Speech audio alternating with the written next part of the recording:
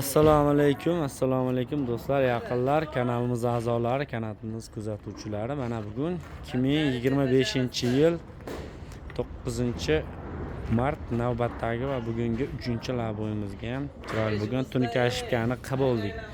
Labo'yimiz hamma joylari shu izolyatsiyalar qilingan, konteyner pollar qo'yilgan. Mana shu tonna semunlar yuklangan holatdagi zabara tekkanda ham semunlar o'zi bukilib sinib parchalanib ketaveradi. Bu joylarda mana Beneflex pokeklari bor, ichlariga qo'yilgan va salonga issiq sovuqda birday ushab turadi. Bu yoni 1,5 sm mana ichkariga qaytgan bo'ladi, qo'lda kesmaydi. Poliga alohida rezinkalari ham bor, bemalol rezinkalariga ham aloqaga chiqaverasizlar.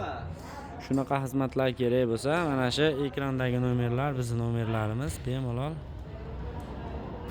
mana shu nomerlarga aloqaga chiqaverasizlar. Tayyor zakotovkalar bor, 1,5 soat, 1 soat ichida o'rnashtirib beramiz. Ishlarimiz yoqsa do'stlar, yaqinlarga jo'natib qo'ying, kamchiliklarni ham yozib qo'ying.